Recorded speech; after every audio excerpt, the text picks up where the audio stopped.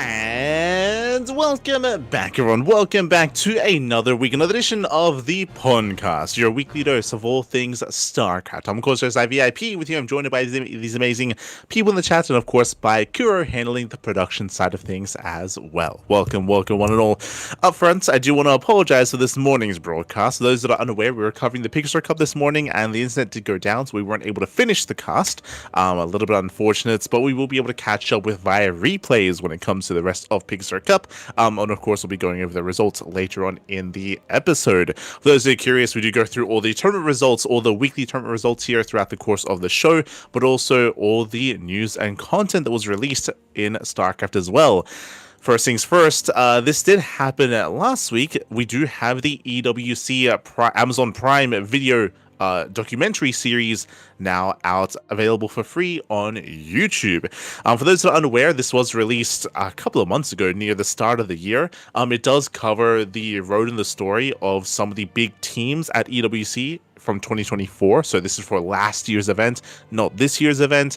And it was originally released on Amazon Prime, but has been released for free on YouTube many months after the fact. So it is all on YouTube. It is a 5-episode series, so not too long, and each episode is around 40 minutes long. What I will say going over it, and of course we had to discuss this because, I mean, hey, who won EWC 2024 for StarCraft 2? Clem. And it was a pretty big deal as well, right? Like Clem, he was a champion, he was a new world champion. He did provide a lot of points for Team Liquid at the time, which should elevate Team Liquid to second place in the overall EWC standings. But we had a really interesting perspective and a really interesting style for this documentary series. I did of course catch up with it to discuss it here. But the documentary series really does emphasize the teams more than anything. When I say teams, I should actually clarify that it emphasizes the teams, it emphasizes the team owners more than anything. So it's a really interesting perspective. It does put a limelight on the team owner of Team Liquid, team owner of Team Vitality, Team Falcons as well. Like, it has a lot of emphasis on that side of things, and the narrative is kind of fueled from that perspective instead, which I wasn't really expecting. That. So, for example, it establishes the team owners of Team Liquid, and it goes through their day-to-day, it goes through them contacting their teams. It actually goes through how they constructed their teams as well, referring to their League of Legends roster, referring to their Mobile Bang Bang roster, their Formula Sim rosters and players and pickups and all the like. The first episode did mainly focus on League of Legends and on Mobile Bang Bang, and I will say that it was a pretty compelling story. They were able to, when it comes to League of Legends, of course, they emphasized a lot when it came to their rivalry between themselves and T1 and SKT1. And it goes into their match. They're pretty in depth. Like it spends a lot of time establishing what League of Legends is, establishing the teams themselves, the history. Apparently the ace player on Team Liquid used to be on T1, used to be teammates with Faker, so there was like a rivalry there going on. It goes in depth into their games and everything that's going on between the two of them. A lot of the upbringing and the beginning of Team Liquid and how they run things, their Zoom calls. They even addressed something that I wasn't sure if they would, but if you remember, there was a lot of controversy at the time about Team Liquid being a part of EWC, because originally they had spoken up about how, you know, they have a lot of values in regards to, you know, a lot of other societal things that don't really align with Saudi Arabia. And they got a lot of flack for joining EWC despite the values that they seem to bring up, and they actually addressed that a little bit. There was like a little section where they spoke about how, like, their way of speaking up was adding like the pride logo and the pride flag to their jersey and trying to emphasize that, talking about how one of the owners of Team Liquid is a homosexual, and how it was like a little bit of a hurdle for him to go over as well when it comes to being a part of EWC, considering how closely tied it is with Saudi and you know how they do things in their own country and in their own culture. So they addressed that I'm surprised they addressed it at all, to be honest. But they did address it a little bit. It was definitely there was definitely a small portion of the first episode that was dedicated to that, which I did find interesting, to say the least. So I say first episode, that was the second episode. But they focus a lot on their teams. They focus a lot on League of Legends in that episode. They did go into Mobile Bang Bang as well. I would say that had a really compelling kind of story with that. Specifically, for those who are unaware, Mobile Bang Bang is like League of Legends on mobile phones, and it's really big in Southeast Asia. And if you know anything about Southeast Asia, you know that a lot of the countries there are actually quite poor.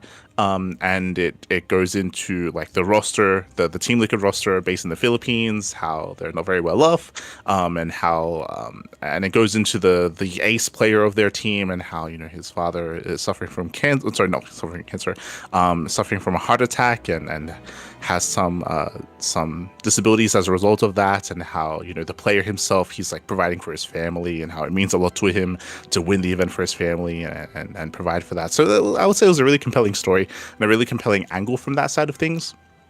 They came second place. They did not come first, by the way. A bit of a spoiler when it comes to how the story concludes. But I'm just trying to like at least set up, how these episodes were constructed and the teams that they follow, the players that they follow. Again, they do often do it from the angle and the perspective of the team owners as well.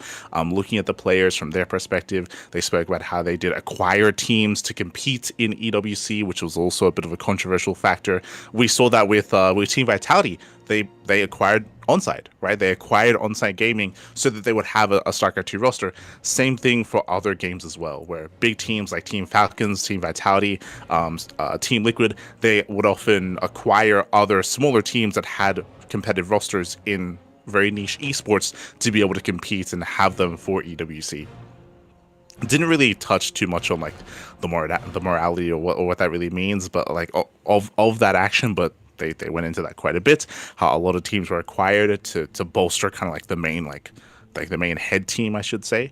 But something that was really disappointing, coming back to why we covered it to begin with, which was StarCraft, is they touched on it at the very end. Now, at the very end, the final episode. The final episode is when they touch on StarCraft, and because they emphasize the teams a lot, and they emphasize the importance of like the fact that if you remember, all the esports teams that were competing in all these esports, that were acquiring points to be the best team at EWC, and there was a big gap between Team Falcons and Team Liquid. Team Falcons and every other team for the first season, for the first year. And because of that, they put a lot of emphasis on that fact and on the competition between the teams and how important it was for certain esports to place well and to place highly. I think something that I found really odd when they were focusing on the StarCraft side of things is that they actually put a lot of emphasis on Maru's series against Cure, because Team Vitality, I mean, they had Maru, right? They had Maru in StarCraft, and it shows like the owner of Team Vitality and how they were saying how they expected to do well and expected to place highly, and there was like a lot riding on Maru. And when Maru went down, it actually like pans over to Team Falcons, like the Team Falcons team owner, and how happy they are because technically there was a chance, like mathematically, that Team Vitality would overtake Team Falcons if Maru were to win, like if he were to go through and win everything. So like there was a lot of emphasis on that, which I found really interesting, because it's again a very different perspective from how we experience EWC. But there was like a lot of like it was like you'd see like Maru lose. I think he lost to Cure, and then it kind of cut to the crowd, and like all the Team Falcons fans were going crazy because like they were like, I mean that means that we can't lose. So there was like a lot of emphasis on that, a lot of emphasis on the disappointment of Team Vitality, of Maru doing poorly and arguably underperforming, and you can definitely make an argument for that, especially in 2024. I would say that there was a lot more anticipation around Maru last year than this year, for example. So there's a lot of emphasis on that, which I felt was a little bit weird. And when they cut to StarCraft 2, the StarCraft 2 portion, and unironically, I timed it a little bit there. I think they gave StarCraft 2 like 5 minutes. It was very short. It was a very, very short section of the episode. Even though I would say that it was really big for Team Liquid, but I think that the reason why they gave it so little time is because StarCraft was one of the later esports to finish, and by then, Team Falcons had already won.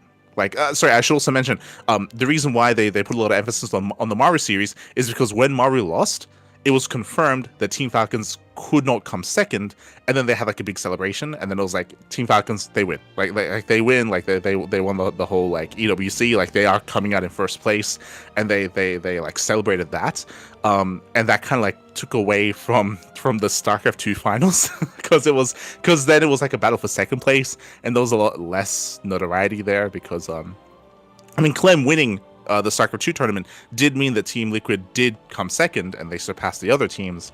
But, like, again, there was very little time dedicated to that. They went into a little bit of Clem's backstory, a little bit. I'm a little bit shocked that they didn't go further into it. Like, it's a pretty big deal for Clem to have overtaken Cyril at the time. Like, Cyril, he was the GOAT, right? He was the best player in the game.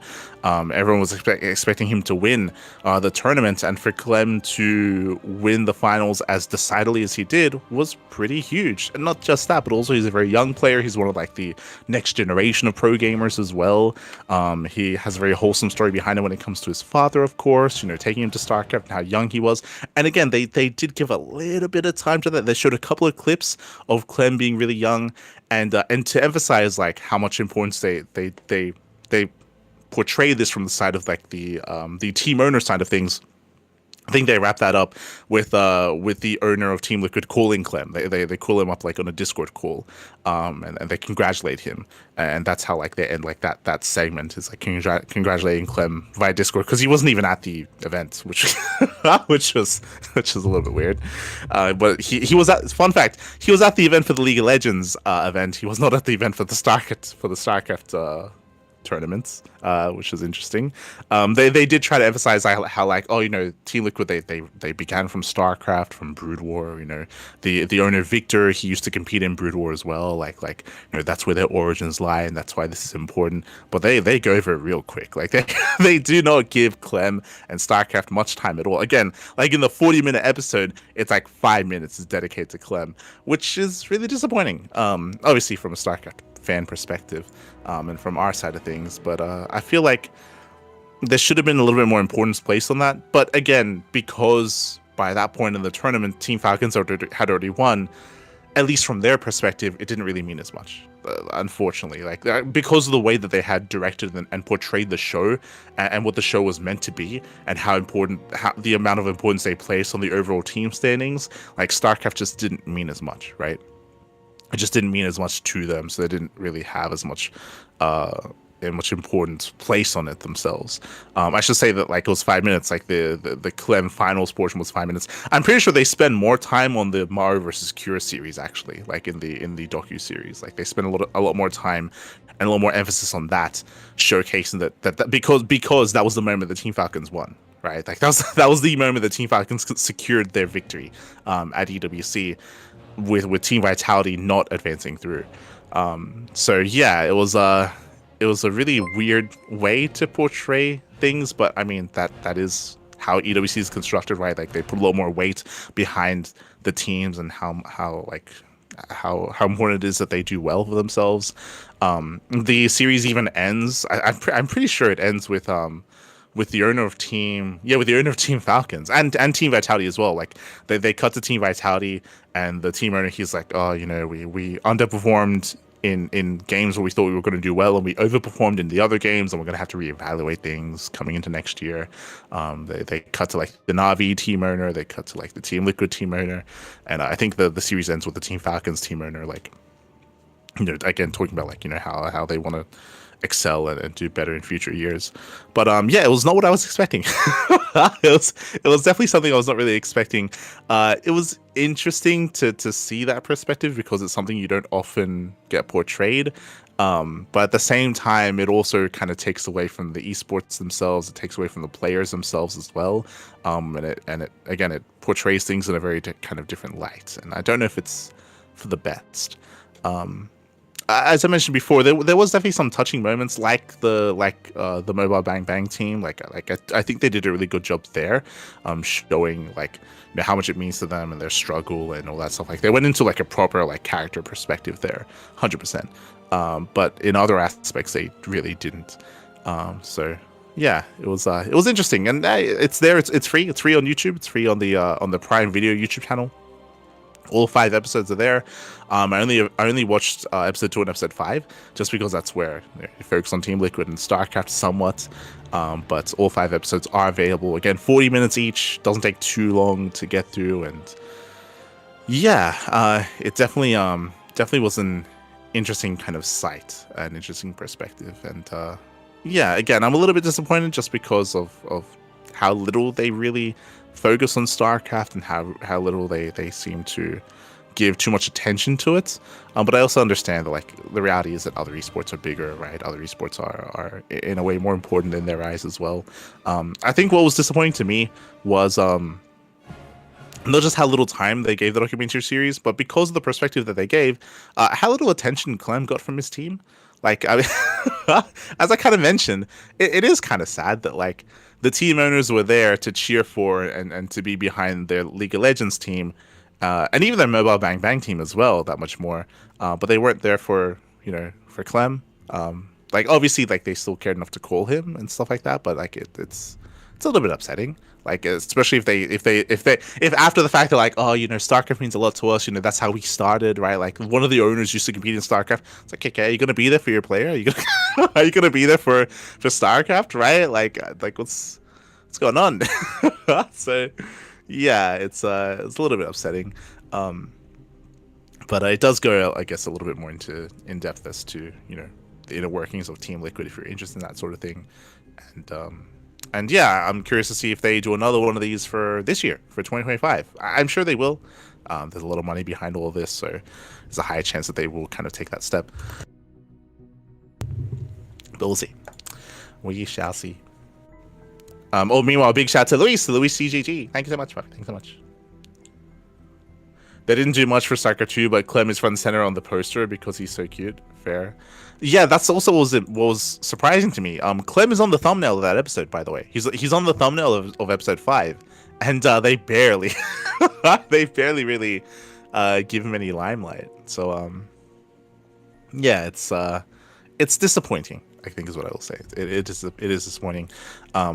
But with that, again, all 5 episodes are available. If you're curious yourself, I do recommend checking it out. Again, episode 5 is the quote-unquote StarCraft episode. I say StarCraft episode, I mentioned how little time they spend on it. They actually spend the majority of the time on F1, on Formula 1, and the Formula 1 sim game. Apparently, something I didn't know is that like one of the best like Formula 1 racers actually also in his free time competes in the sim version as well, which is interesting. So they focus a lot on that, probably because like the person himself is very notorious himself and very famous himself. So they spend a lot of time on F1, and then towards the end they go into StarCraft, and then they wrap up like EWC. So again, episode 5 is the episode to go to if you're interested in that.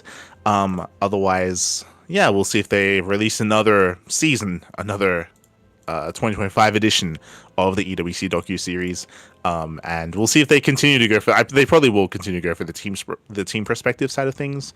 It did catch me off guard. That's kind of like the route that they were going for, but it makes sense with kind of what they want to achieve and what their goals are. Just maybe not something that I'm as interested in, or that like the people are as interested in. But yeah, with that, GG, well played. That leads us into our next bit of news here. That leads us into the This Is Why I Play SE for All video by Artosis. So for those that remember, it was 2 weeks ago at this point, but Artosis did compete in a LAN event in Philadelphia. We casted the event ourselves. It was called SE for All. It featured StarCraft 2, Brood War, and StarCraft 64, so it was a very exciting event. And Artosis did actually go in and did actually make his own video from his perspective, kind of. I was a little bit surprised. I was expecting, if you remember, I was actually really happy with the SE Historian. He made a video, he made like a little mini docu video about a LAN earlier this year, right? It was earlier this year, also in America, and it probably gave him some inspiration to host his own tournament. Do you remember what it was called? It was For the Love of the Game, that's why. It was For the Love of the Game. It was a LAN event in Montreal that the SE Historian made like a little mini impromptu video on. If you remember, he said himself that he'd never planned on, but like because he was there, because he was interviewing a bunch of people, and because the event was so much fun, like he decided to make like a video on it. And I thought that Artosis was gonna do. I thought this was gonna be something similar. It isn't. It's a little bit more like a vlog slash like event wrap up video, like hype video. So it starts and it shows Artosis like packing for the event, going to the event, and then what happened in the games themselves. But if you listen to what I just said, he doesn't really like show off the venue, show off the events, interview any players. Like it is specifically the games he played. And there's no commentary. It's just like punk music going on while like showing the highlights of the games. It's very old school, and that's what it's meant to be. I think Artosis said himself that he was like, I wanted to make like an old school like, tribute video. It reminds me a lot of like, if you remember like back in the day, like in 2010, even 2009, like era of YouTube, where you'd have like these like WoW like PvP like videos of like, warriors going in and like blade storming and like having like heavy metal playing while like, while like you have these highlight clips playing of like World of Warcraft, or like a Call of Duty montage, or like Halo montage. Like that's kind of the vibe he was going for, basically, is that he has like a little montage clip section of each game, or like the highlight moments, and then like punk music playing at the same time. It's very nostalgic. Like he does capture that vibe 100%. But at the same time, I wanted to hear what he had to say about the venue, about the events. Like he briefly said at the end, like, yeah, hey, like I love the events. Like the reason why I go to these events is to hang out with everyone live, and to enjoy StarCraft, and to meet other people that enjoy StarCraft as well. But I was hoping to get a little bit more of the player experience of the events, the venue, other people there, like brief little interviews and stuff like that. But that is not what this video is. Not at all. It's more or less like a hype compilation, like clip video of the Brood War games specifically. Not the SC2 stuff, but just the Brood War stuff. And also specifically Artosis' games, and then the finals, because he didn't make it to the finals. But I'm just showcasing the Artosis' games in the group stage, then in the playoffs, and then the finals without him. So it's a fun video. Again, as I mentioned, it's very nostalgic. It's very old school. I definitely was smiling watching it, because it's like, oh, I see what you did there. I see what you did here. And yeah, it's a very fun video. I'm hoping that the SC historian is gonna come out with his own like actual like behind the scenes, or like his actual like wrap up like docu video about SE for All. I'm hoping that that's gonna come out. I don't know if he was filming anything. It's possible he was too busy running the event that he might not. But I hope he found the time to talk to the players, and talk to even some of the fans, like some of the viewers, some of the more amateur players that competed at the event. I hope that something was done there. I hope that some content was made, because I feel like that's kind of ripe for content, especially considering what was done previously in the Montreal LAN. I hope that we get to hear or see something for SC for All. Because this is not it. This again, this is just more of like a clip video, and again, it's very fun. I do recommend it, but it's not what I was expecting. Is what I will say. Still a fun clip video though. Still a lot of hype, and again, I hope that the SC historian was able to actually piece something together as well, and I hope that that's in the works. Fingers crossed. Fingers crossed. Nope. As that leads us into our next big piece of news here, the Archon Studio AMA. We were going to be discussing this last week, but it is 2 hours long, and I didn't have the time to actually go through it. And oh boy, again, 2 hours of AMA. It was really good. Like it was really good. Questions were actually asked. Kuro was even one of the people that did ask the question as well. Surprised to see. No one saw anything. What do you mean? Kira asked a couple of questions, and there were some very in-depth answers. And this AMA really put some things into perspective, for me at least. For those that are curious, there's a StarCraft 2 tabletop miniatures war game that's coming out soon. And we've been discussing it. They've been sponsoring RSL. And there were a couple of things that we've discussed here on the channel, talking about how like its comparison to Warhammer and what it means.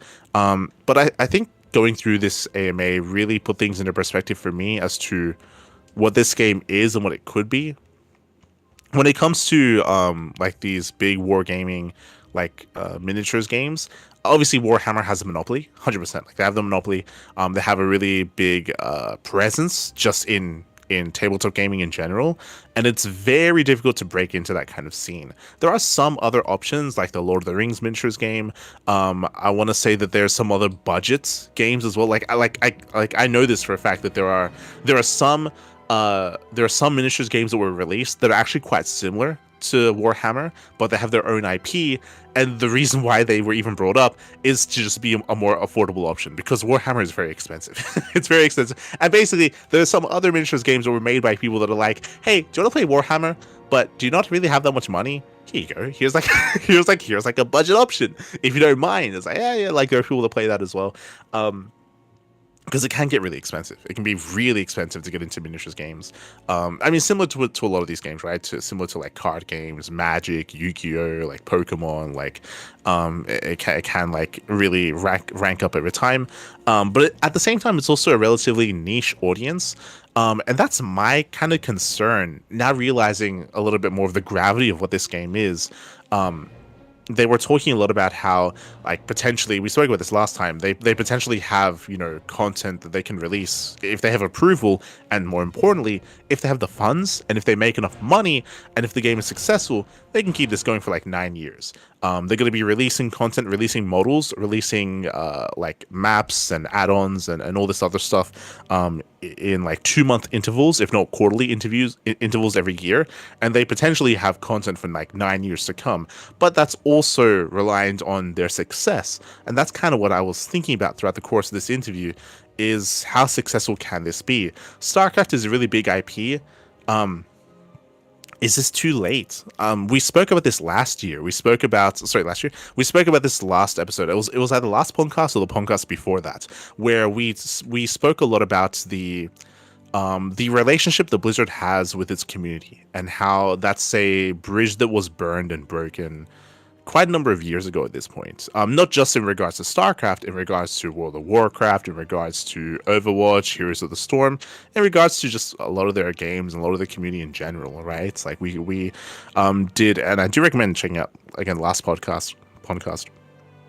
The reasoning why we brought this up was because we were discussing about how, hey, they've been working on repairing that. We were specifically focusing on the Blizzard Cup, right? Like, they announced the Blizzard Cup, they announced basically esports again at BlizzCon, which is something that hasn't been around for a long time.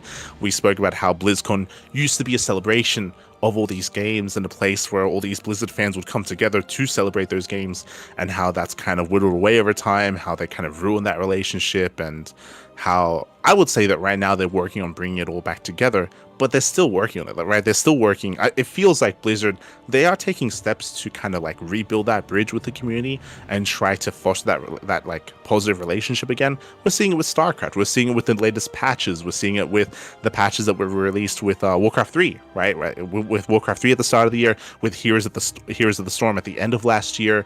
Like it does feel like with Microsoft acquiring Blizzard, they're working on mending that relationship. Like, that is true, but is like, it feels like they need more time to properly mend that relationship and to have people excited again about this sort of stuff. I will say that there is some excitement, there is some hype around the StarCraft miniatures game, but again, like, there's like, because of the amount of like doomerism around like Blizzard and stuff, like, I don't know how successful this is going to be off the bat. That's my big concern when it comes to the future of this game, because there's so little goodwill with Blizzard. And there's definitely like, if this was released like in 2014, 2015, 2016, like I can see this doing really, really well. And I don't know how well this will succeed in the current kind of like atmosphere, right? In the current kind of like ecosystem of Blizzard and of StarCraft. So I guess we'll see. Another thing that I wanted to discuss, of course, is that is how niche this is and how difficult it's going to be to actually properly facilitate this kind of game. When it comes to tabletop games, I'm sure you have them in your area, but at least here in Australia, there are lots of like venues that there's like franchises. Like, there's a lot of venues where there's like Friday Night Magic, for example, where there's like Thursday nights like Warhammer, right, where there's like Yu-Gi-Oh on Mondays. Like, there's a lot of that, at least here in Australia, right, around New South Wales. Like, almost every suburb has its own like gaming shop, gaming store for that sort of thing. I don't know how common that is in other areas of the world, like in other countries, for example. I don't know how accessible it's going to be, but even then, even as I speak about how like, oh, like there's a lot of like gaming shops and gaming stores that allow for this sort of thing, even then, there are some gaming shops that I mean, Magic is very mainstream. Like everyone has Magic, but like for Yu-Gi-Oh, for example, even though Yu-Gi-Oh is probably the second biggest TCG, it's like maybe every other store or maybe every other store has it, just because there's not as much of a local player base for that sort of thing. And it goes even more so for something like a miniatures game, right? Where you need to have people in your local area that also happen to be collecting and getting into this to be able to foster like a local scene, right? A local scene of StarCraft miniatures, for example, to be able to play the game is what I'm getting at. Like, there's going to be a section of people that just want to collect, for sure, right? Like, to collect, to paint, just have these models. When it comes to playing, though, like, it's the reason why I spoke earlier about like the size of like the player base that this game is going to have available, and spoke a little bit about the relationship that they have with their community. Without that core player base, it is going to be difficult to really get this off the ground, because miniatures games are so niche as well, and because of the price point, and which we haven't been revealed yet. We don't really know what the price point is going to be, but yeah, it's going to be difficult to break into the overall like wargaming scene. I don't want to say it's impossible, and I hope it does well, but like that's what I was thinking about the entire time. I was I was like, how many people locally are gonna be playing this, and like how likely am I even gonna be able to play this if I do decide to get into it, like personally, for example, if I decide to like invest into like creating an army and stuff, like can this really kick off the ground? I hope it does, and it just shows the gravity of how ambitious this is, right? It does feel like a very ambitious project. I do think that the developers behind the game have really good intentions. I do think that they're very passionate about the game, but again, it comes down to how well is this going to sell, and how many people are going to be getting involved in this game as well, to be able to actually find a game, because like this is even different to like, I don't know, even when it comes to like Yu-Gi-Oh and Magic. Technically online games exist. They're very difficult to get into, but like there are people that get on Discord, they set up their cams, they face them down to the table, and they get into calls with other people, and they have games online. Like they it's very finicky, and obviously it's hard to like make sure no one's cheating, to like hide like cards under the table and stuff to make sure that everything's like above board. But like that does exist as well.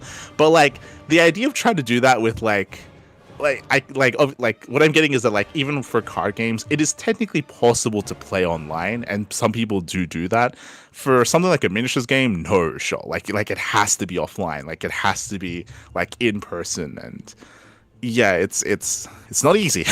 It's not easy to kind of break into that sort of scene. I think I'm gonna try. Like I think I'm gonna get into it. Like I do have some friends that are very heavily into Warhammer.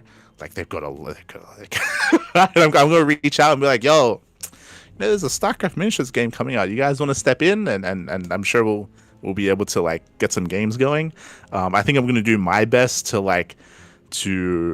try to get that going in my own local region, my own local store, to like get that going. But I feel like, yeah, it's to do that everywhere. It's definitely gonna be it's ambitious. It's definitely going to be a challenge, I should say. It's going to be a challenge.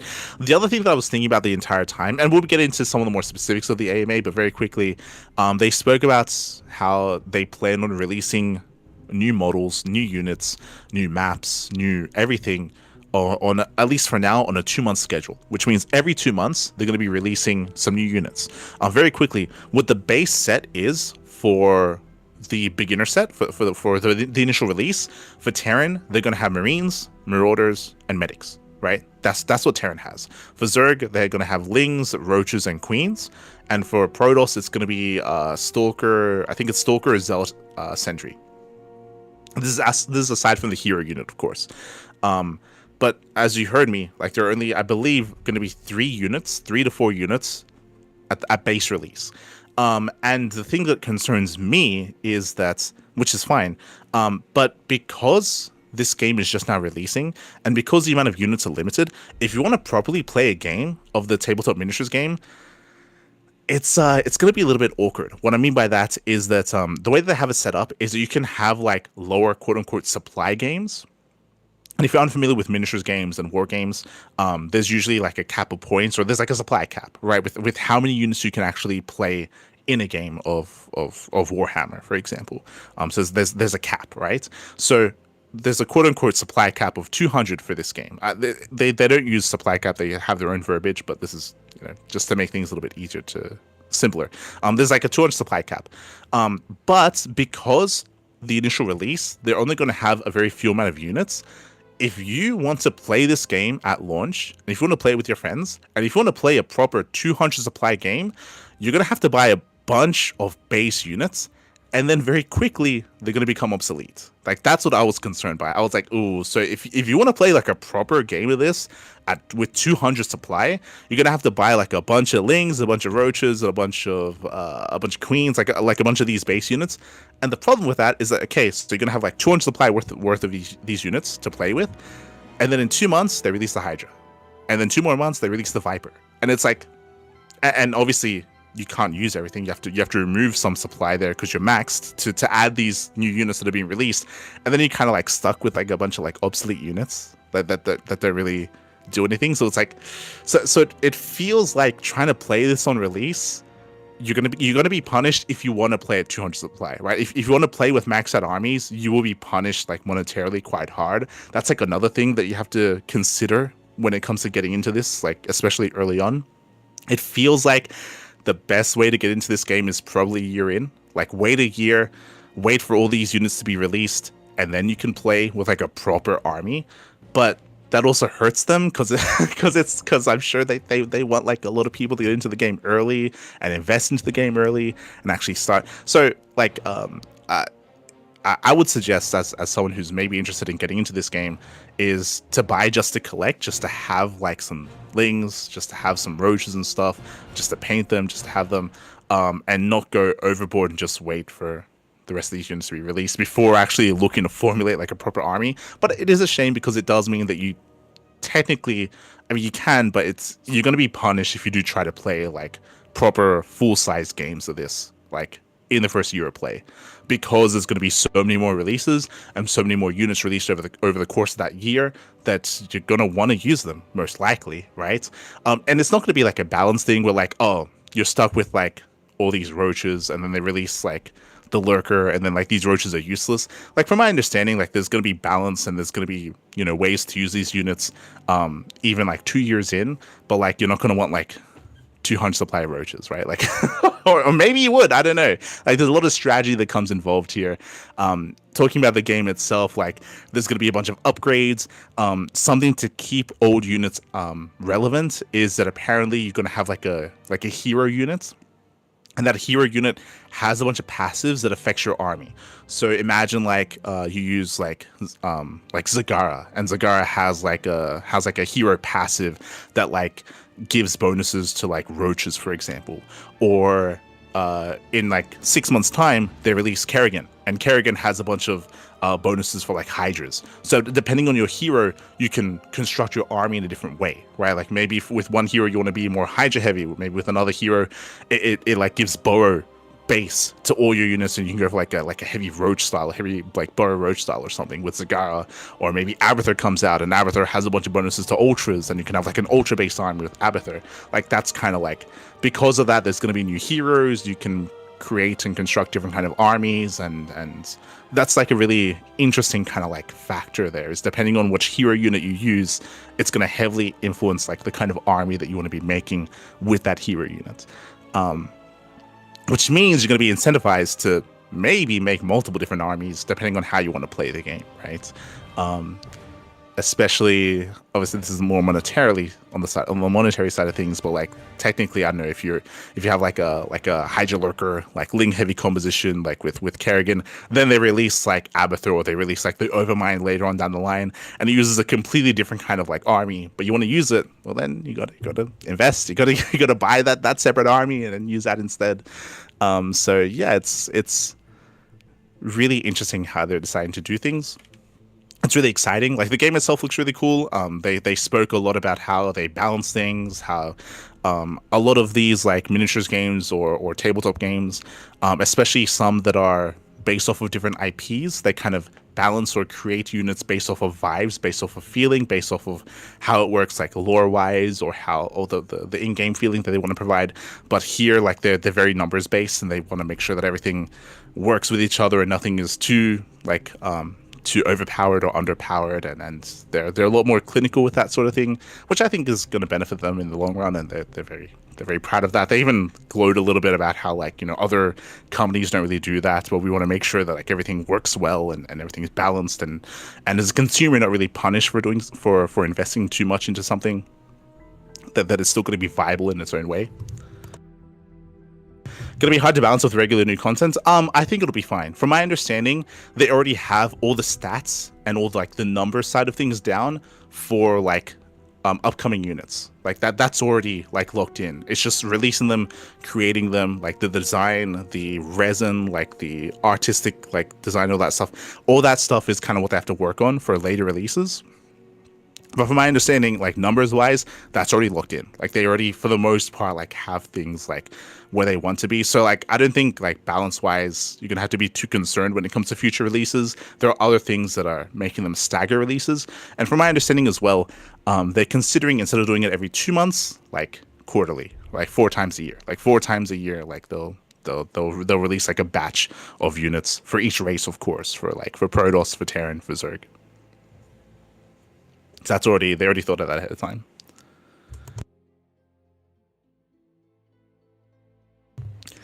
Budget option for Warhammer's use printed miniatures. Yeah. There's some people that just like 3D print their miniatures, things like that. And you can just play with like your local like friends. You don't have to like compete and play in tournaments with that sort of stuff.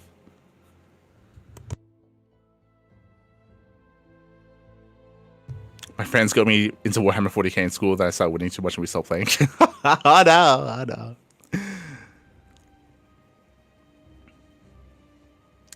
Should have expected StarCraft needs to already have the numbers down. I mean, the way that they said it sounds like this is something that they're passionate about, that they want to do themselves, is to make sure like that, you know, everything's as it should be.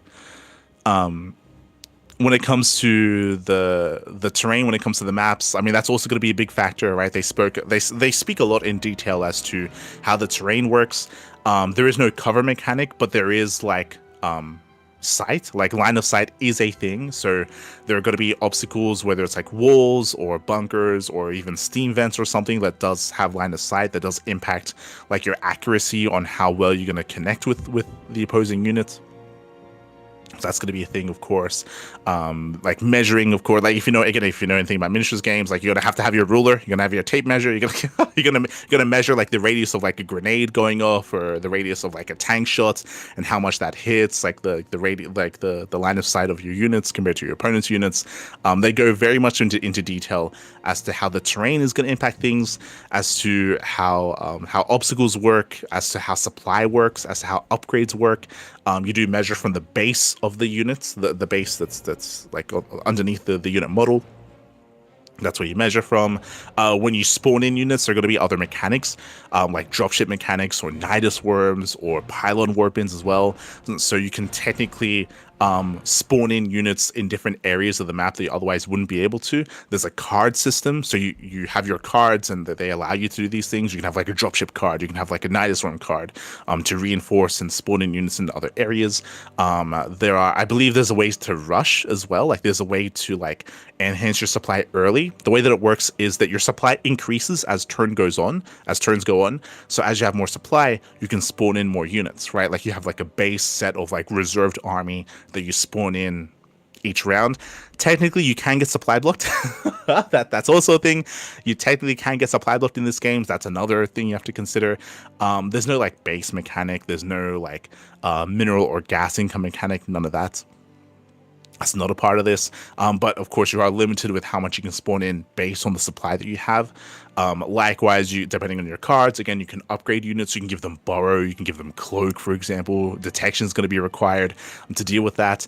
They're using cloak and burrow in a different way, where you can still attack cloak units, but at a disadvantage if you don't have a scan, right? Unlike in StarCraft 2, where a DT can go in and just kill everything if you have no scan. Here, you still have a way to attack like a Dark Templar, even if you have no detection. I believe like things specifically of that nature. it's based on proximity. I think that when they insert in proximity, they just assume that like you can detect them because they're so close. Yeah. There's like things of that nature that do change things when it comes to like undetectable units, for example. And that's going to be a factor in this game as well, which is going to be interesting. Yeah, there's a lot. Again, it's very in depth. They do not hold back. Like they actually go quite in depth when it comes to that. When it comes to like speed of units, something that I did find interesting is obviously you spawn in squads of units, but as the squad gets smaller, they do get their own benefits as well, just to like balance some things out. What I mean by that is speed. Is like the speed of units does change. The reasoning and the rationale for this is that when you spawn in like a squad of 4 hydras, you have your quote unquote like base leader hydra, and then you can spawn in units around it, which technically means you can be closer to your opponents because you can spawn in units in front of that base hydra to get closer to them. But as you lose hydras, then you can't really do that. So like that's why they have increased movement, increased speed. Apparently, and we didn't get to see like a practice game. They alluded to their internal testing, but apparently, as opposed to regular tabletop miniatures games and war games, apparently StarCraft is going to be a lot more. There's going to be a lot more mobility. There's going to be a lot more mobility, and your ability for your units to actually traverse and go across the map and capture objectives and fight for objectives is going to be higher. So it's going to be a little bit higher paced. They also did mention how they're going to be simplifying the dice a little bit. If you know anything about Warhammer, and there are some people that do play Warhammer in the chat, there can be a lot of dice in Warhammer. Like, like unironically, you got like a bucket of dice, and you roll the dice at the start of the turn, and you got all this stuff like resolving and things like a lot of dice can get involved in Warhammer. It sounds like they do want to simplify that a little bit and take away some of those dice. There's still going to be a decent chunk of dice that you're going to be rolling, but less so compared to Warhammer. Like that's something that they want to try to like simplify a little bit. That can be a little bit overwhelming. Obviously, like pre-gaming and setting up as well, they're trying to like limit. They're trying to limit that as well, make it a little bit more accessible, which is a little bit exciting for me, for sure. Which is exciting for me, of course, as well. I know that there can be like a high barrier for entry when it comes to learning the game and getting into something like Warhammer. Sounds like this is going to be maybe a little bit more intuitive, especially if you are more familiar with StarCraft. So they're going to be changing up how that works, how the dice work, for example. As we mentioned before, again, there are going to be hero units with their own passive skills. There's going to be cards as well that you do draw that give you abilities that you can utilize, that you can use with how the turns kind of transpire, and that kind of like back and forth. And when it comes to length of games, this is something that I should mention. The average length of a 200 supply game of a maxed out army game is going to be around 2 hours. Around 2 hours is going to be like a full length game of this, so it's going to be quite a bit of time.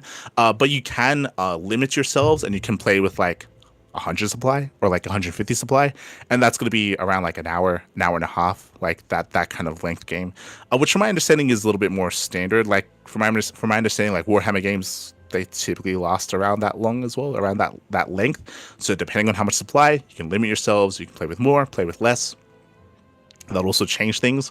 There are different win conditions. From my understanding, there's going to be a lot of objectives out on the map. A lot of objectives to kind of like fight for and to contest to give yourself points. You can also win via elimination by destroying your opponent's units and eliminating them, of course. You do have a finite amount of supply to work with. Bear that in mind. You don't like have, it's not like when a unit dies, you can respawn it. From my understanding, when it's dead, it's dead. So that also limits some things as well. 32 melee guns charging, 96 dice to hit. Yeah, like again, like Warhammer can be very dice heavy, for sure. Aye.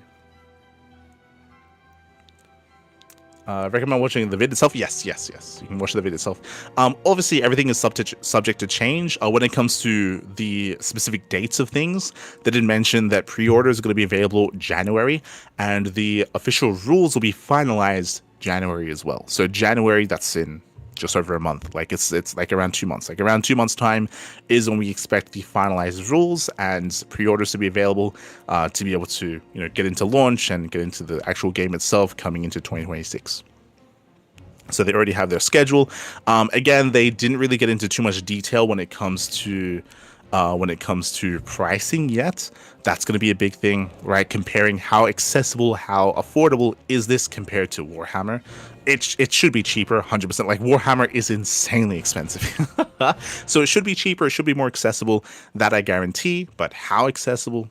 we'll see. Once again, when it comes to the base set they're going to be releasing is TVZ, Terran and Zerg. So you're gonna get like a squad of Marines. It's going to be 2 squads of Marines, 2 squads of Marauders, and a medic for Terran. It's going to be a Queen, squad of Zerglings, squad of Roaches for Zerg. And that's going to be the base set is Terran and Zerg.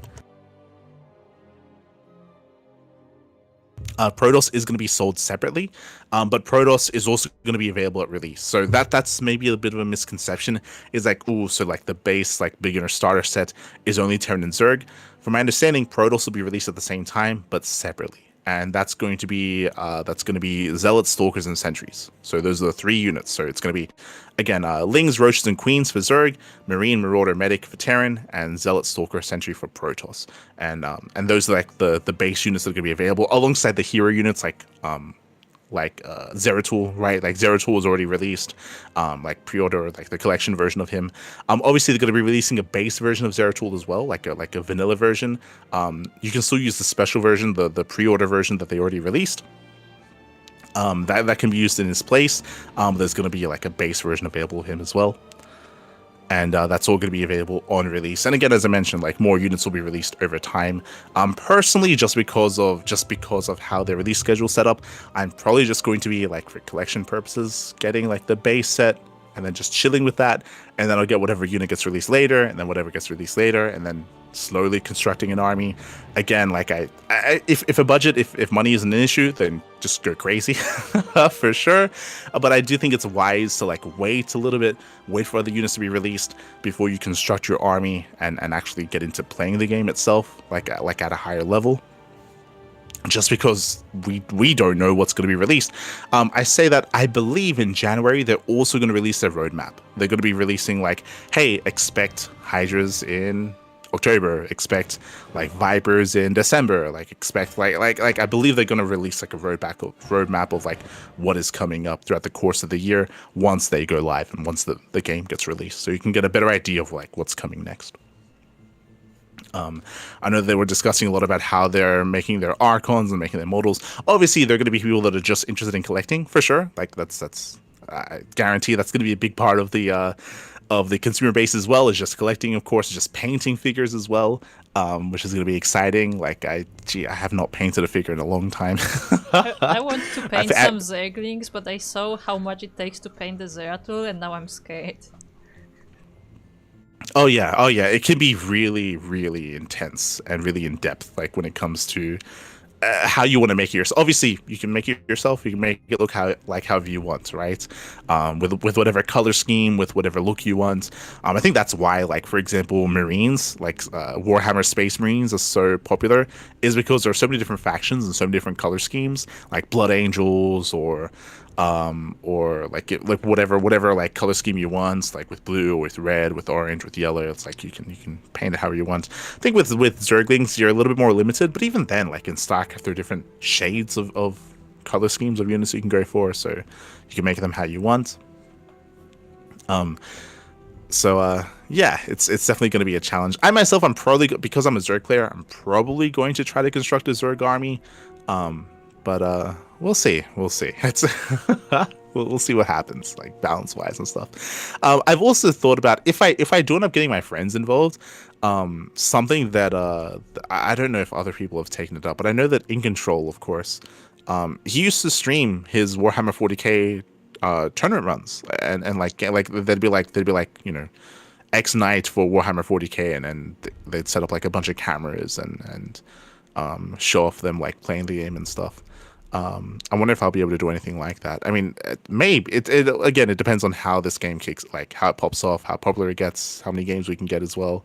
But I might try to get involved into that. We'll see what happens. We'll see how enticing, we'll see how enjoyable the game is. I mean it looks promising. It looks very promising when it comes to the game itself. It's very promising.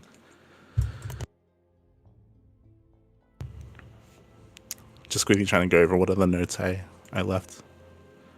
No playable workers, of course. When it comes to buildings, there are no buildings required, but buildings might be released just for terrain purposes, just for like side blockers and stuff like that.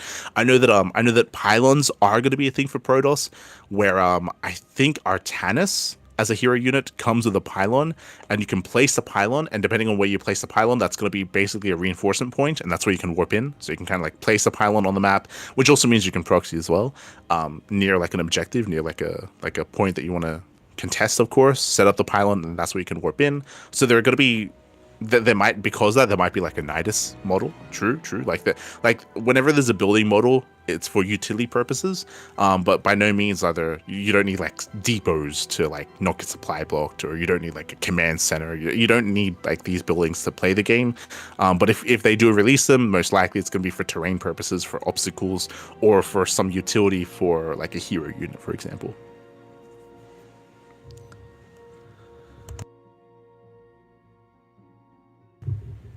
I say Games Workshop would make more money, have less competition if their pricing was more sensible. Maybe you could I say maybe because even though their pricing is insane for Games Workshop, the reality is they do have monopoly of the market. Like I would say, like by hands down, they're the biggest like miniatures game out there. So on the one hand, yes, they do. Like they make the game a little bit more inaccessible to other people that can't really afford it, but like their players, like they're like for the most part whales, right? Like it is, if you're actively playing Warhammer, most likely you're dropping a bunch of money into it, and that like offsets that, right? Like that makes it that they earn quite a bit, just because of like once you start getting into like collection or competing, like you're dropping a lot. You're to build up these armies. So I would say that like their player base like makes up for that sort of thing. It works for them. It works for them. But yeah, so like overall, I do recommend it. They go very in depth into a lot of questions. Obviously, as I just mentioned, their rule set is going to be finalized at a later date. So everything that was released here is subject to change. They showed some of the unit cards. Like every unit has its own stats, of course. Every squad has its own stats, and that's going to be available in the box themselves. I think they spoke about shipping. How they do have like a distributor in the US. They have a distributor in Australia. They of course have their own distribution in the UK, for the rest of Europe as well. And for the most part, they should be able to release without too heavy pricing. I think a lot of people were a little bit concerned about shipping, especially with the Zeratul collector figure. Like the Zeratul collector figure, apparently the price of shipping was like as much as the model itself, if not more. But that should be different when it comes to the actual base game itself, just because they have their own warehouses and distributors in Australia, in other areas of the world where they could be releasing. I think they spoke about Korea. I think they have their distribution in Asia. So for the most part, they have places covered. For the most part, there are some areas of the world that are going to be a little bit more expensive. I think, for example, Latin America. I think they're going to be getting their models from the US. So there's going to be a little bit more travel distance there, a little bit more of a price from getting it from the America. But obviously cheaper than like, getting it from overseas, getting it from Europe or something. So for the most part, they're working on their distribution, making sure that everything is like more or less accessible, of course. They spoke about how they've been getting like really good relationship with Blizzard when it comes to Blizzard allowing them to do what they want. So they've had like very little pushback. Obviously they've had conversations, they've had input, of course. But for the most part, they've been able to like do things how they've been able to maintain freedom and control of their game, of their miniatures game, and again, they're very passionate about it. Very passionate. And Kuri, is there anything else you wanted to add? I know that you also listened to the AMA. I can add that my question did get answered, and they will be working with content creators later on, but there is nothing revealed yet. I think what they said was that they have I think the meeting that they were supposed to be with Blizzard was either already happened, was supposed to be happening around this time. So like this is like the last phase of approval they still have to do, and then they have to just get everything ready, and they will be pretty much ready for production. Oh, something they did say, for those interested, they did say that all the miniatures will be available on their websites first, and then they will be available in like local stores. So if you want to get on it as soon as possible, then you should go directly to their website. Okay. Something else that I think I very quickly wanted to mention as well. I think I already forgot it at this point. But yeah, really exciting to see the miniatures game coming out. Again, like as I mentioned before, like my big concern for it is just going to be its player base is going to be breaking into the miniature scene. It's not going to be easy. Not going to be easy. I do think that StarCraft is a big enough IP to kind of like get eyes and bring attention to it. Whether or not it's able to be successful enough. All right, that's what I wanted to mention. Be successful to the point where they can keep this game running for an extended period of time. Like I hope they are able to. They spoke about how they do have plans in the future, if it gets to that point, to start releasing units that are not in the base game of that are not in the games of StarCraft 2 and Brood War, but in the books, or even like quote unquote like hero units like Hunter Killers, which are like upgraded versions of Hydras, or they had like the Ultra Hero units or upgraded versions of Zerglings as well, that were in Brood War, to release those, or to release like hybrid units as well, that will most likely be further down the line, a couple of years down the line. I think there's some people that are like maybe a little bit overly excited. They're like, yo, like they're talking about like a fourth race. They're talking about releasing like hybrids as its own race and stuff like that. Like let's go. Like they're gonna do that. It's like if they do that, we're thinking like year 6, right? Like year 6 of the game being released, not year 1 or year 2. Like this is further down the line, after they've exhausted like the main units that they want for Zerg, Protoss, and Terran. Like after that, and after they most likely get into releasing like other units that are only in the books and only in the comics, after that, that's when they're probably going to be thinking about like hybrid units and maybe a fourth race. But again, that's many years later, and they're going to have to be successful long enough for that to kind of be the case as well.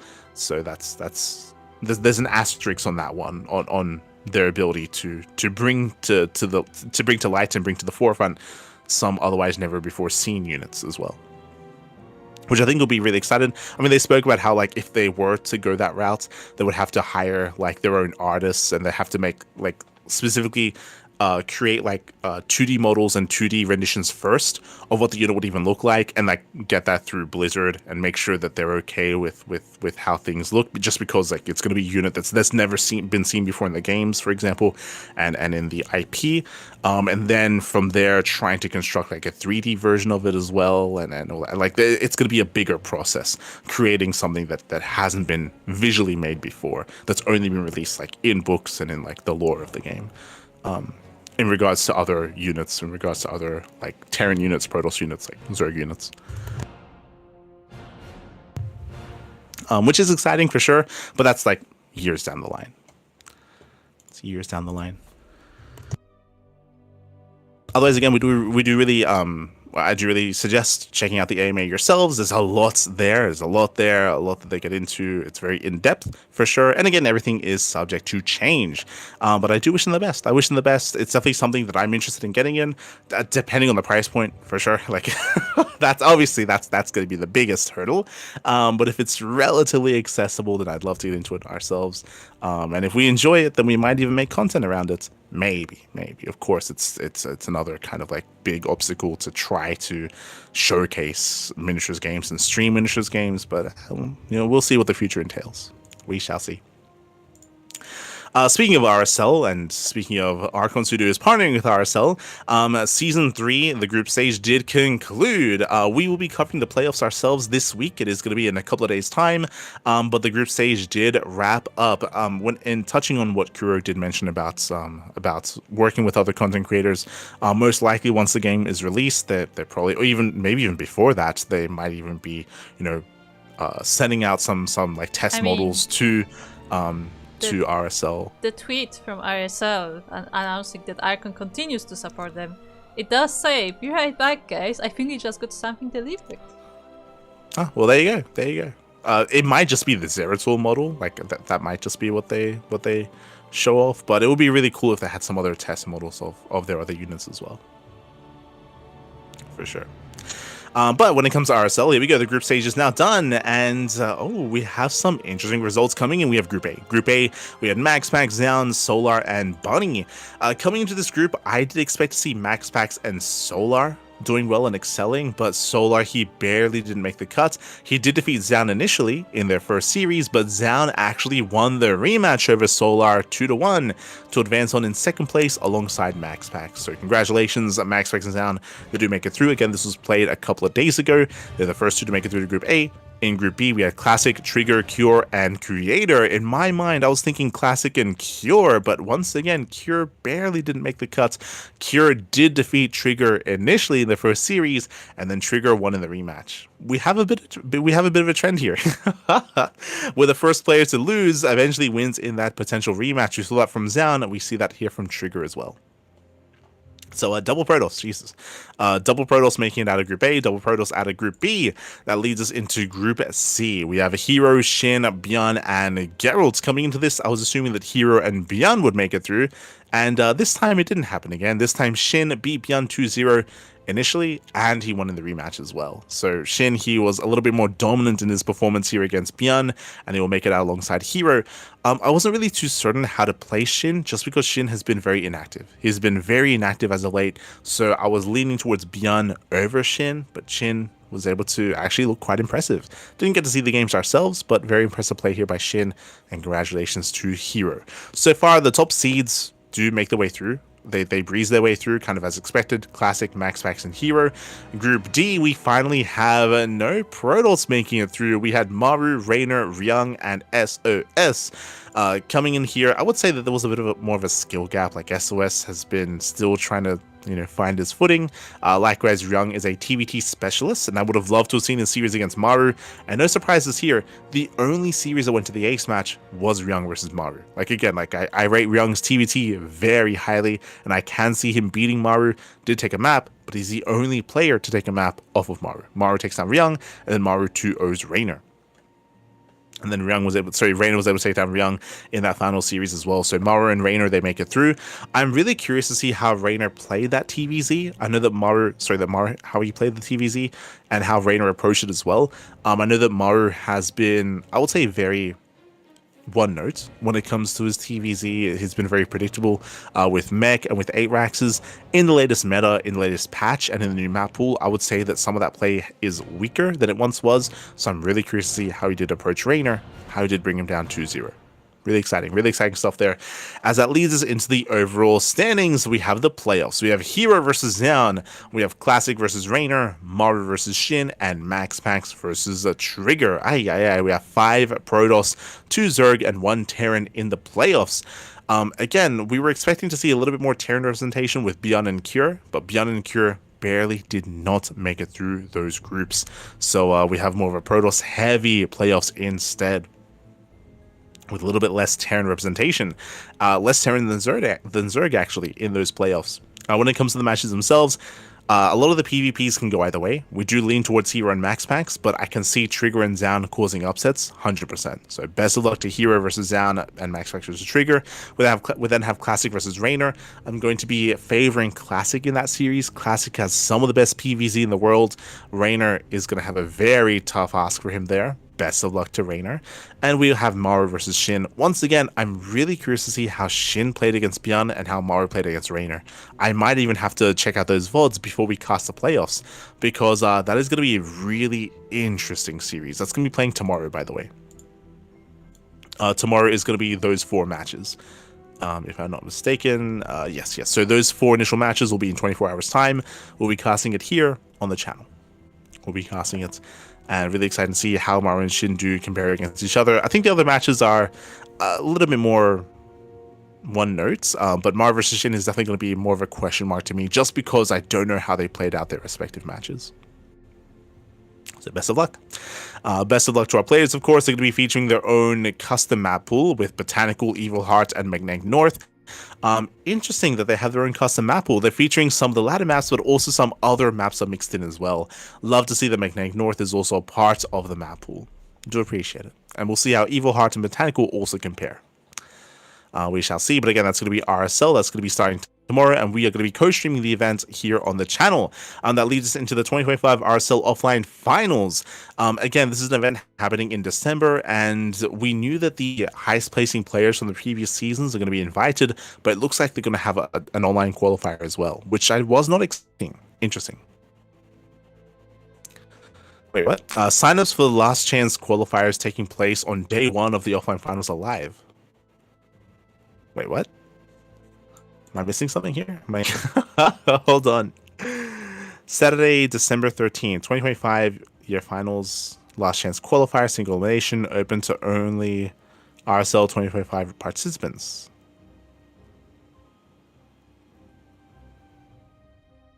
Oh. Wait, hold on. Am I missing something?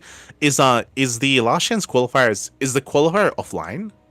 Is that what they're saying? Yes, I believe the qualifier is also offline. Because it specifically says that travel and accommodation are not included, so you should only sign up if you can travel. So I assume it is offline. I would assume so as well, right? Because it wouldn't make sense to try to qualify for the event that's the next day. Right? Like, so yeah, that's kind of weird. It's a weird way of doing things. So they have their 4-player single elimination tournaments on the Sunday, but yeah, they're gonna have an offline qualifier. I guess that's why Rainer is there. If you remember, Rainer, he's in Korea, I believe. He traveled to Korea, and he did say that he was traveling for something that hasn't been announced yet. It's possible that he was tipped off ahead of time to go to Korea, to be in Korea, to play in these offline qualifiers, to be able to be a part of the events. There's a very high chance that that's what he was talking about, because we haven't heard anything else, right? Like when Rainer went, and again, he left a really cryptic message. He was like, hey, like there's something happening in Korea. I'm gonna be there. Like, you know, that yet to be announced. I guess this is it, because we haven't heard anything else when it comes to winning an offline event in Korea, right? So I guess that's why Rainer's in Korea. Yeah, it's also a bit of a shame, because it also means obviously it's going to be limiting for any Europeans that want to be a part of this. There's a very high chance that a Korean makes it through, or Rainer. Again, if Rainer doesn't win the event itself and doesn't qualify through season 3, I believe he should be available to compete in the qualifier as well.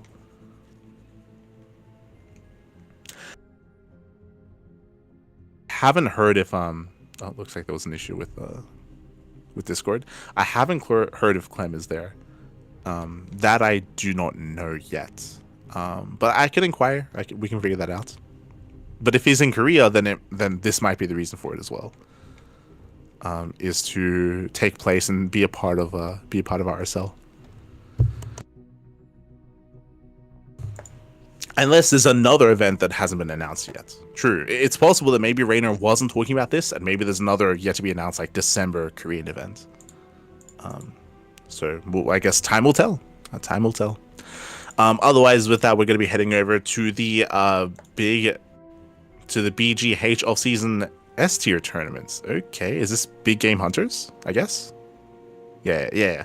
So Big Game Hunters off-season tournaments, interesting. So Big Game Hunters, they've been hosting their own open cups and their own kind of like isolated tournaments, their own league, if you will, and looks like they are going to be running a bit of an off-season tournament here as well. We did have a bit of a smaller bracket here, but always great to see No Money. Like No Money, still playing, still competing. Much love to No Money. Inexorable as well. Inexorable does take down Nehead, does take down No Money 3-1. GG, well played here to Inexorable, as does claim the win. Does take down his opponents in the in the Big Game Hunters tournaments. And meanwhile, that leads us into our amateur events here. The Amateur League Weeklies, as always. We have the Initiate Weekly. Once again, this is a weekly tournament for restricted leagues. So this initially is for Bronze to Platinum. So those between leagues of Bronze to Platinum are competing. And here we have Dollar Tree Dipper. Hello. We are actually seen him in some. I think didn't he join the Discord? Maybe. But I think he's been around. But Dollar Tree Dipper, he does take down Coral Viper 2-0. He takes down Jackals 2-0 and takes down Jackals 3-0 in the finals. Ooh, strong showing here from Dollar Tree. Very impressive. That leads us into the Veteran Weekly. This is for those that are between the leagues of Diamond 3 and Diamond 2. Here we had Lauren, Jill, Mako, Revo, and Sugarcoat the second. Here we had Bobson. I didn't notice. Bobson, he got knocked out early by Zhu, but does win in the rematch 3-0 over the opposing Protoss player. So nice comeback there from Bobson. Does take the win in the Initiate League. We then have the Prestige tournaments for those between the leagues of Diamond 1 and Masters 2. This is one of the more busy, the more looking populated. There we go. One of the more populated brackets. Typically, when it comes to these tournaments, we have Matrix, we have Zigger, we have Arez, Steez, Set, Medic Jr. Oh, speaking of, Medic Jr. does go on a tear here, takes down Set, does fall to Hittich, but does actually have a bit of a comeback in that lower bracket, all the way from the bottom, takes down Matrix, takes down Set, takes down Heralot, does fall in the finals in the rematch against Hittich, though. Hittich does win 3-0, big win there for Hittich, congratulations, does come out on top. Meanwhile, that leads us into the Elite tournaments, and once again a walkover. Bit of a feels bad man, but Nick Rat, he shows up, the only player to be a part of this, and does get the default win. If you're curious as to why there aren't really many players in the Elite version, these tournaments don't have a prize pool. They only provide points into an end of season event that does have some prize money, so you have to invest quite a bit of time, of your own effort, to earn points to be a part of that event. And a lot of pro players don't really feel like it's worth it. So there's not really many active pros that do compete in this, which is a bit of a shame. But Negrat, he's going to get points to get into that end of season finals. So GG well played, which again does have prize money. That leads us into our monthly tournaments, into Masters 1 Open number 98. There's a monthly tournament for those that are below the MMR ranges of 4.7k MMR. That's around Masters 2, around M2. And here we did have DeWalt. DeWalt takes down Damachio 2-1, takes down Borel, takes down Roselia, and takes down Roselia once again in the grand finals. It was great to see some newer faces. For example, the Terran player from Guatemala, it was his first time competing. We've seen him plenty of times in Sentimiento Latino, in other Latin American tournaments, but great to see him taking part here as well. Did come in 3rd place. And likewise, I believe Coral Viper, I think this is his first MSO. He might have played in Tuna Cup, for example. I think he's played in Tuna Cup. Yes, but I believe this was his first. Tuna only before. Yeah. But this is his first time competing in MSO. Does go down to Hobo Bobo in the first round. But again, great to see some newer faces in our tournaments, as always. GG all played. Congratulations to DeWalt for coming out on top, for winning the event. That leads us into the Coach's Corner 2v2 special. Juanito did organize this event. This might have been sponsored by the Ladder Legends. I believe a lot of these players are coaches and a part of Ladder Legends. So that might be related, maybe. Well, I mean, apparently Rotterdam did stream the event. Now that I think about it, I think there are 2 coaching organizations right now, and I'm not sure which one Special would be part of. I don't know if he's in Ladder Legends or the other one. Oh, well, there you go. There you go. But in this event, we did have Zardians and Deathmars. Interesting duo here, but Zardians and Deathmars, they do take down Lelix and Gunner 2-0. They take down Cygnus and Minizerg, and they take down Nihed and PSZ in the finals 3-0. A little bit surprised. I mean, I was going to say a little bit surprised when it comes to the turnouts, but as I mentioned, I believe this is limited to a certain group of players, not everyone. And Zardian and Deathmars, they are definitely the strongest duo here. They're one of the better 2v2 teams out there. I wouldn't say the best in the CIS region. Again, we have other duos with Shameless, other duos with Yang Yakov, with Milky Cow, with Wayne. I want to say the best duo in the CIS region is Shameless and Gigi Machine. They're very, very strong players. But alas, again, this was limited to coaches, it looks like. To the Coach's Corner. But congratulations to Zardians and Deathmars. And hopefully we get to see some more 2v2. Remember, the ladder for 2v2 was also updated, so we do have some fresh maps for 2v2, and hoping to see more of that in the future. Looking at you Thermal. I'm waiting for the return of the 2v2 League. But that leads us into the regional events. So I did look it up, and apparently Special, Laser, and a few others have a website called SC2 Pros, which also has coaching. Oh, there you go. I haven't seen as much advertising from them, I'll be honest, but interesting to see nonetheless. Cool. That leads us into the Craptech Esports League number 1. This is a Latin American and Spanish only tournament, so Spanish speakers essentially are able to take part in this. This was hosted not too long ago, and we had quite a bit of a turnout here. We had Kamikaze from Brazil, we had Davito from Peru, we had Eon, we had Fairspitter, Galahad, Havertz, Wallace, Daryl, players that we are quite familiar with overall. And Kamikaze had a deep run, took down Daryl, took down Davo 2-0, took down Havertz 3-0 as well, and did fall in the grand finals to Eon. Eon, he had a good run himself, did fall to Davito in the first round, but he crawled his way back in from the lower brackets, was able to win the entire event 3-1 in the grand finals. Congratulations to Eon, and a shout out to Kamikaze for making it all the way to the finals. GG. GG, well played. Hope to see more of these events in the future. Again, we'll see if this is the first of many. It is number 1. Hopefully we get more of these in the future, whether it's a weekly, whether it's a monthly. Currently it's listed as a monthly on Wikipedia. We'll see if that continues to be the case. We shall see. That leads us into the EBG Zerg Cup number 1. Interesting. A pretty big event, to be honest. It is a qualifier, bear that in mind, from the CIS region, but we had a lot of players taking place here. We had a massive group stage initially, which I was not expecting. So we do have a massive group stage, and it looks like only one player from each group made it through. That is a crazy format. What the hell? What? How long was this event? For a qualifier, might I add. So yeah, and who seeded the event? That's the better question, actually. For Group A to have Shameless, GG Machine, Replicant, and Wayne. Wait. Hold on. And Tiger? Like, the Group A is heavily stacked. Like, what the hell? No shame to, like, Ultramarine, Karma Prime, F2 Click.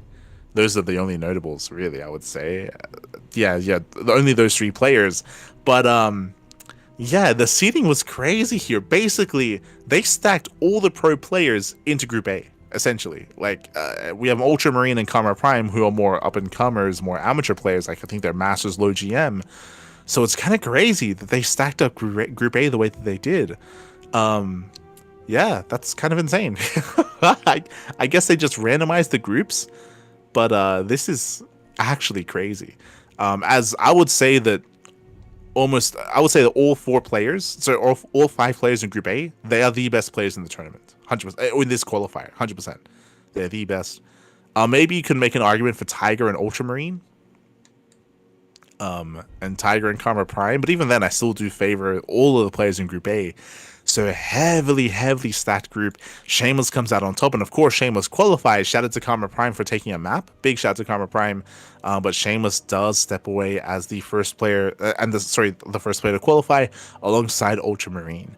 But I want to say the big reason for that is the seeding. Like GG Machine, Replicant, Wayne, Tiger, I can see any of them making it out instead of Ultramarine if they'd only ended up in his group or in any other group, really. So, yeah, crazy seeding is what I will say. And again, congratulations to Shameless and Ultramarine. And best of luck to the other players, as there are going to be more qualifiers coming up. There's going to be a 2nd and a 3rd qualifier as well. And again, there's a very high chance that some of these other players do make it through. Speaking about GG Machine, Replicant, Wayne, and other players in the region as well. So GG well played. That leads us into the Legacy Weekly Japan. That is a weekly open tournament in the Japanese region. Where is my Tapioca? Oh, they go down early, actually. Okay, so Tapioca actually goes down to Vaishravanya 2-0 in the semifinals, and Vaishravanya does win the entire event.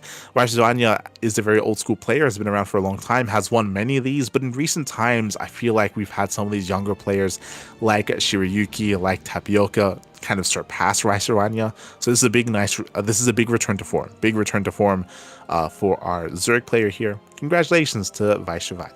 Congratulations. Wins after a long time. GG. GG well played. Meanwhile, we do have the Return to Server Cup. As we mentioned before, this is a tournament, and I think it might even be misspelled, because this is a tournament celebrating the return of the Chinese server. I'm telling you, this name is a pun. I'm sure of it. This is a pun on the line that the Immortal says. When you build an Immortal, the first thing it says is, I return to serve.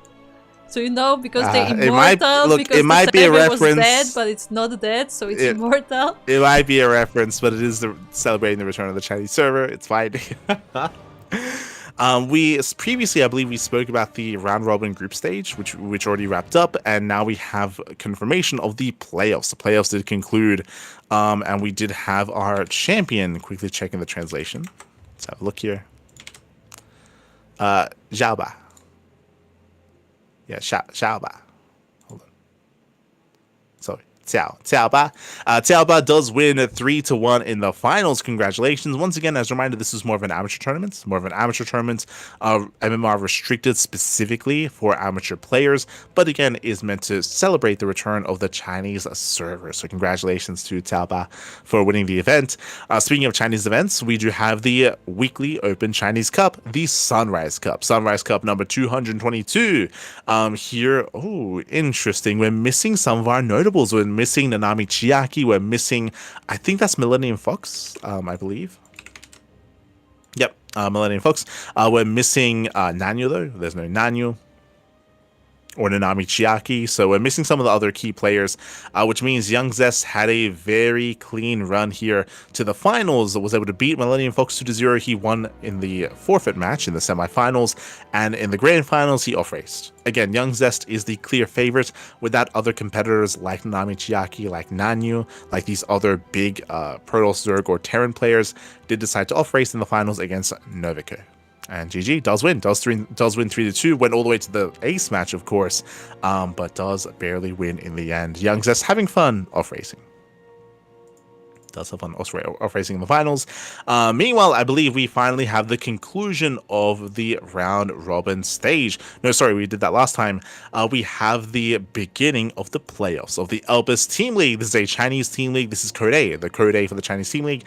We do have the first round concluding the quarterfinals, and Protoss the Best takes down Rookie Warpgate 5-4. Ivy took down Pioneer.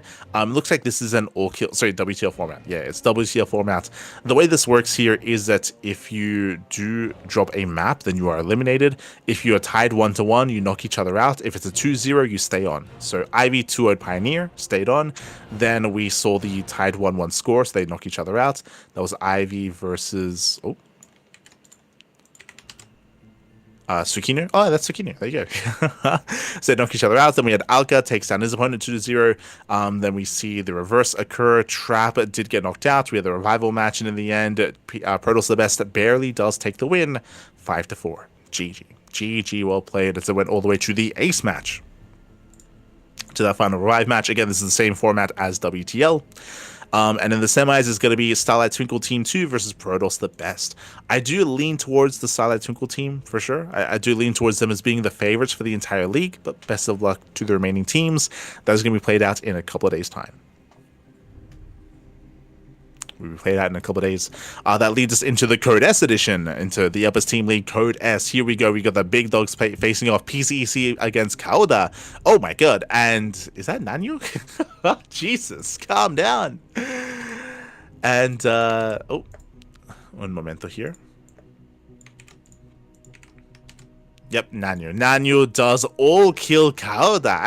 Nanyu takes down Winter 2-0, takes down Kin 2-0, takes down Turn, and takes down Ghost as well. Crazy result. Again, WTL all kill format, and Nanyu wins it all. Again, if you remember, this is a player that we typically see excel in the Sunrise Cup, but Nanyu wasn't there this week for Sunrise Cup, was focusing on all killing Kauda. GG well played. So we have PCEC up against Elpis in the next round in a couple of days' time, and up against Starlight Twinkle in the grand finals. And what's crazy is that PCEC, they haven't even really revealed the rest of their roster, the rest of their team in those playoffs. I still do lean towards Starlight Twinkle. They have a very powerful roster with Rewhite, Young Zest, Jolua, and Triple H. They have a very, very strong roster. When it comes to Elpis, their team is solid as well. They've got Lemon, they've got Oriana, they've got SCV. I will say that Elpis, I think they have the best player in the playoffs in Lemon. I would say that Lemon is stronger than any other player in the playoffs. But, I was going to say, it's a team league. He can't do it himself. In this format, he can. in this format, he could. Technically, we're in an all-kill format, so if Lemon pops off, he could win it all for his team. We'll see if he can carry. We'll see if he can carry Este Lemon. Best of luck. Best of luck to all the players involved. Bearing in mind that PZEC does have Mixu as well, so Mixu's also kind of in their pocket to be fielded. So best of luck. That leads us into the OC Masters Cup 150 group stage. Group B, again, this is an event that is sponsored by Dave Testa, organized and run by Dave Testa as well. So it's all featured on his channel. Group B did conclude. We had Björn, Percival, Christiana, Rebellion, and Sham. And I think we all expected Sham to do a little bit better here, but Sham did struggle, did take down Rebellion, but only a single map was taken. Instead, we have all the others advancing on instead. Strong showing there by Björn, Percival, and Christiana. GG. GG all played. When it comes to Group C, that should be played out next week, potentially, depending on who's available. We have Creator, Honmono, Nickrex, Sebestis, and Young Yakov. Here we're leaning towards Creator, Nickrex, and Young Yakov. Best of luck to Sebestis, but it's going to be a tough ask there for Sebestis and Honmono. Best of luck in Group C. Best of luck. Yeah, I see Yaku in the chat. Yes, Ender, he's back. I say he's back. We went over it last week, but this is Ender's first time competing in years. Like, Ender, he has been streaming, that is true, but he hasn't actually played in a tournament in a very long time. So this event does mark the return of Ender. Hopefully the first of many. Like, he did surprisingly well here. Like, we went over it last time, but Ender, he beat Baby Marine. He beat the Baby Marine, Pappy. Oh my god. So Ender, he's looking pretty good, and hopefully we see more of him. Hopefully more of him in the future. But again, that's all covered over on Dave Testa's channel. That leads us into the online weeklies. That leads us into Pixar Cup. Again, unfortunately, we were covering this event this morning, but we weren't able to finish the events. Our internet did go down in the quarterfinals. Hold on. This is actually last week's Pixar Cup, because if you remember, it was on Friday. Oh, true. Sorry, I was discussing 58. But coming into 57, as was mentioned, this was on the Friday, not during the week, as we were waiting for Pig to return from Canada. But he did return on Thursday, I believe, so he was ready for this. Here we had Clem. Clem takes down Nickrex 2-0, takes down Percival 3-0, and Clem takes down Solar in the grand finals. A strong showing here by Clem. Solar, he had a very impressive run himself. If you remember, Solar did take down MaxPax. He took down MaxPax 3-1. A very impressive result there by Solar. MaxPax was favored, but if you remember, MaxPax had a really surprising kind of approach to Solar. If you recall, MaxPax, he was hyper aggressive. He was very in the face of Solar. MaxPax, he wasn't really playing standard against Solar, and Solar was able to excel in that kind of environment. GG. GG, well played. Congratulations to Clem. That leads us into the Sparkling Tuna Cup number 113, and this marked a momentous occasion for us. Again, we did just showcase Solar defeating MaxPax, and hey, Solar, he has been looking very in form as of late. Takes down Young Yakov, takes down Nightmare, and he 3-0s Classic in the grand finals. Very impressive play there by Solar. I should also emphasize that Solar's not playing macro, he's not playing standard. Solar, he's being very aggressive in the mid game. We're seeing a lot of all-ins. A lot of 3-base all-ins, a lot of 3-base play out of Solar, a lot of 4-bases just for Larva, and just hyper-aggression out of our Zerg player. Classic has the best late-game PvZ in the world. He never got there. He never got to late game, not against Solar. So a very short series in those finals. Shout out to Classic. Classic, it is his first time playing. In a Sparkling Tuna Cup. So really cool to see Classic making his debut after a long time. Does finish in second place, unfortunately, but hopefully this marks the beginning of maybe more Classic presence and more Classic participation in the Tuna Cup. Let's go. Let us go. Solar's now the number 2 Zerg on Illegac. Illegac says a lot of things. That is true. But Solar, because of his activity and because of his competition and how active he's been, I wouldn't be surprised if Solar's in every single one of these tournaments. But Solar has been finding a lot of success, specifically in Zerg versus Protoss.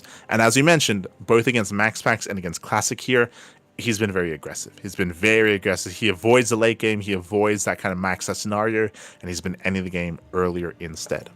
That leads us into the Wardy TV Monday number 61. Speaking of ZVP, hey, there you go. Solar, he takes down Ryung initially, takes down Goblin, takes down Creator, and takes down Hero 3-0. Unfortunately, we weren't able to cover this event, so I could only speculate as to what occurred here.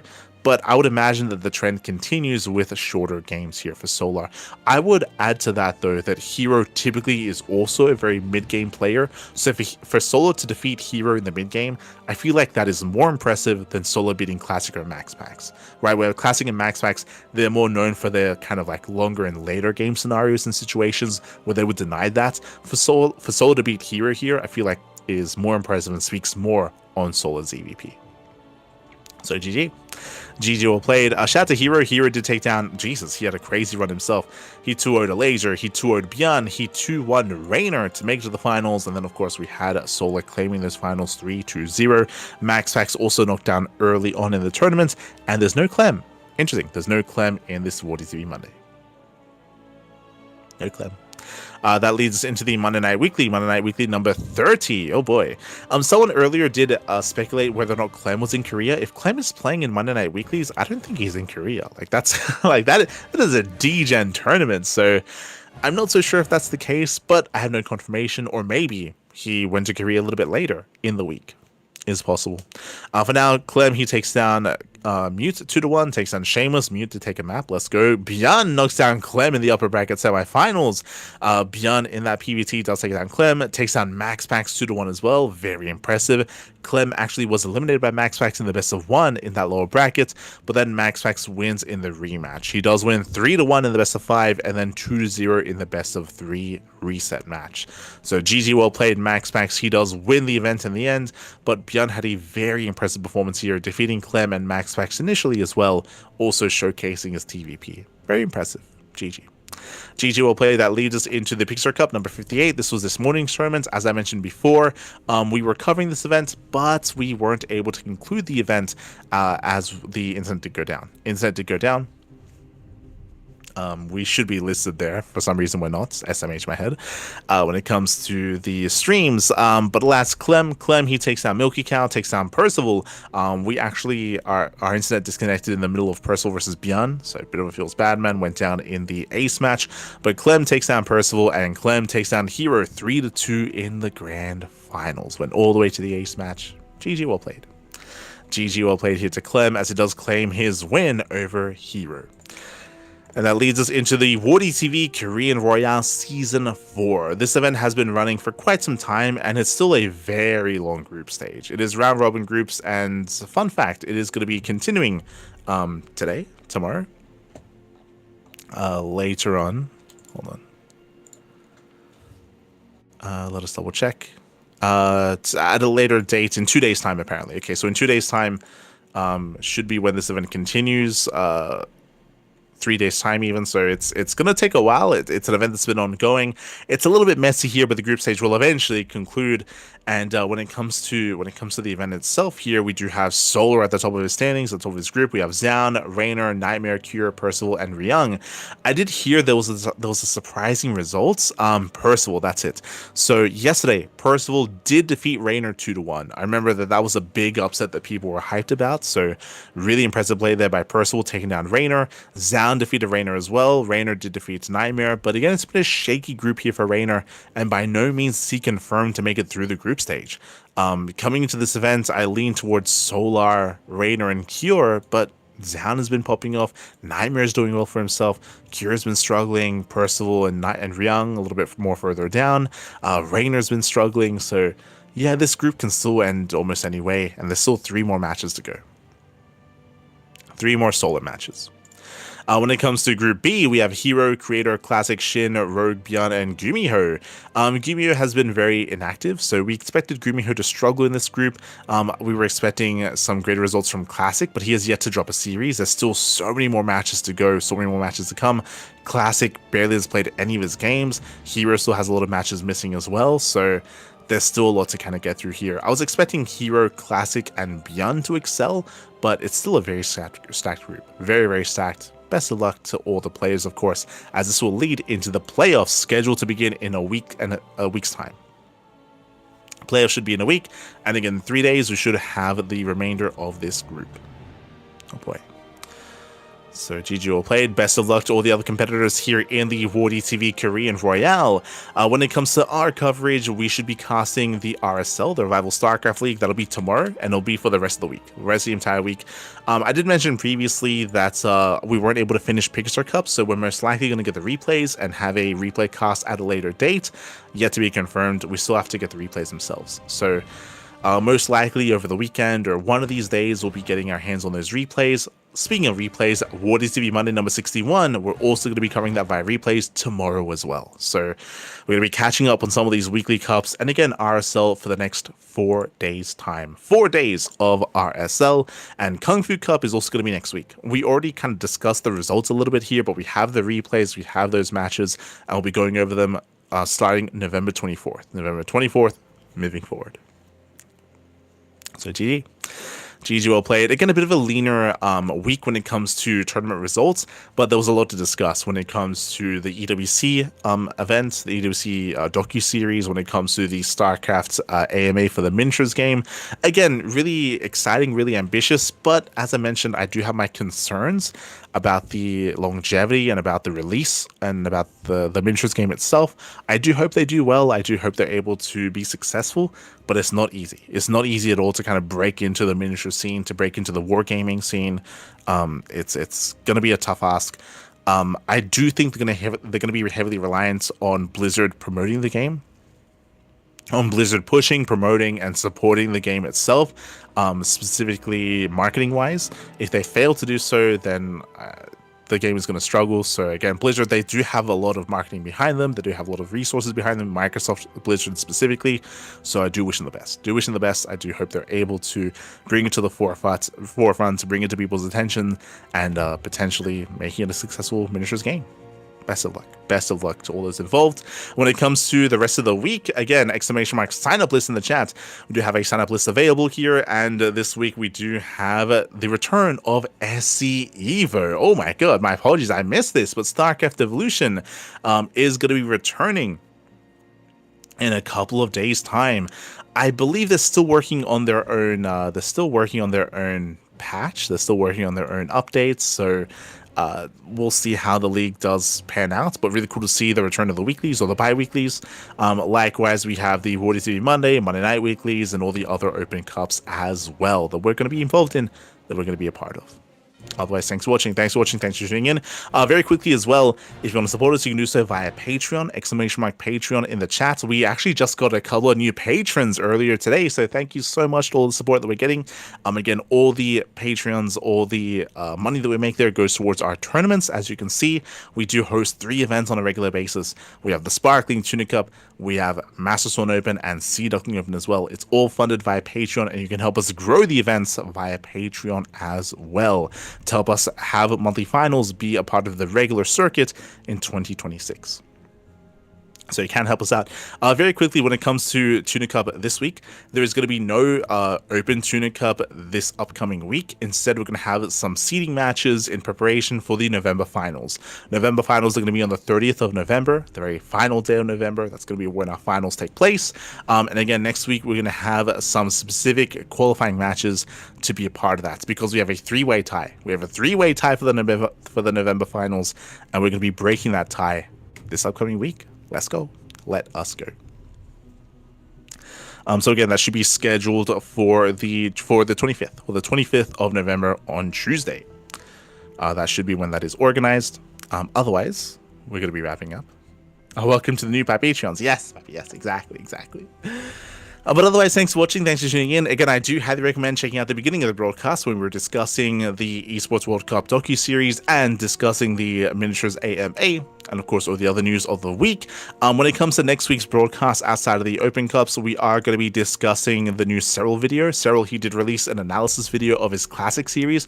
I am very interested in hearing it. Very interested in hearing his perspective. So we'll be going over that soon. Again, next week. Let's go.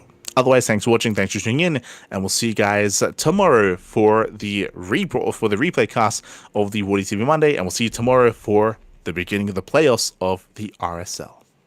See you then. Ciao, papi, ciao. See you then.